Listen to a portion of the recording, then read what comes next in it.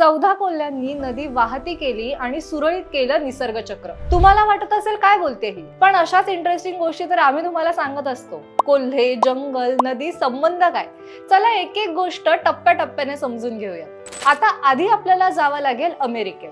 काळ होता 1900 सालचा आणि ठिकाण होतं yellow national park. National park म्हणजे संरक्षित वनक्षेत्र आणि येल्लोस्टोन नॅशनल पार्क हे जगातील पहिलं नॅशनल पार्क। झालं असं की त्या काही वर्षांमध्ये अनेक लोक येल्लोस्टोन नॅशनल पार्कच्या आसपासच्या भागात राहायला येऊ लागले। त्यांची वसाहत वाढली, तसं जंगल आणि मनुष्य यांच्यातील संघर्ष वाढला। लोकांना राहता यावं म्हणून त्यांनी त्या भागातील अनेक छोटे प्राणी संपवायला सुरुवात केली। हे तेच प्राणी होते जे कोल्हे आणि लांडगे यांचे भक्ष होते। हे प्राणी संपल्यामुळे कोल्हे आणि लांडगे मानवी वस्तीत घुसू लागले, गायी, म्हशी यांच्यावर हल्ला करू लागले आणि इथे सुरू झाला खरा प्रॉब्लेम। लांडग्यांचे हे हल्ले थांबवण्यासाठी येल्लोस्टोन नॅशनल पार्क मधील कोल्हे आणि लांडगे मारून टाकण्यात यावे असा आदेश निघाला। मग काय, त्या भागातील सर्व कोल्हा लांडग्यांची कत्तल करण्यात आली। आता आपण शाळेत असताना निसर्ग चक्र शिकलो।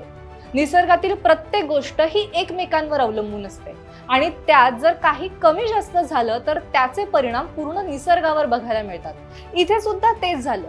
लांडग्यांचं प्रमाण कमी झाल्याने पुन्हा छोटे प्राणी जसं की हरिण, ससे, सांबार हे प्राणी वाढू लागले। आता या प्राण्यांचं भक्ष्य काय, तर छोटी छोटी झाडं। या प्राण्यांची संख्या इतकी वाढली की त्या जंगलात एकही झाड टिकत नव्हतं। झाड नसल्यामुळे जमिनीची धूप व्हायला लागली आणि त्यामुळे या भागातील जमिनीमध्ये पाणी साठवून ठेवण्याची क्षमता कमी झाली। एका बाजूला झाडांची कमी होत चाललेली संख्या, तर दुसरीकडे जमिनीची धूप आणि पाण्याची कमतरता, या सगळ्याचा परिणाम म्हणजे या पार्क मधील नदी आटली आणि हळूहळू संपूर्ण जंगलच उद्ध्वस्त व्हायला लागलं। सुरुवातीला तर या सगळ्याचं कारण कोणाच्याच लक्षात येत नव्हतं, पण शास्त्रज्ञांनी मुळाशी जाऊन शोध घेतला तेव्हा त्यांना कळालं की याची सुरुवात झाली ती लांडग्यांची शिकार सुरू झाल्यापासून आणि यावर उपाय म्हणजे या जंगलात पुन्हा एकदा बाहेरून लांडगे आणि कोल्हे आणून सोडणे। 1995 साली हा उपाय अंमलात आणला गेला। 14 लांडगे या जंगलात पुन्हा आणून सोडले। एक एक करत त्यांची संख्या पुन्हा वाढू लागली आणि अखेर पुन्हा एकदा निसर्गाचं चक्र सुरळीत चालू झालं।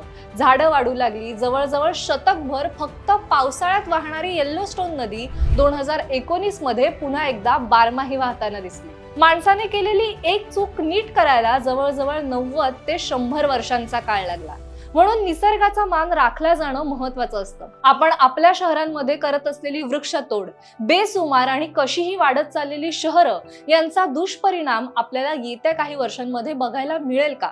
तुम्हाला काय वाटतं? आम्हाला कमेंट करून नक्की कळवा आणि अशाच इंटरेस्टिंग गोष्टी जाणून घेण्यासाठी जबरी खबरी या चॅनलला नक्की सबस्क्राईब करा।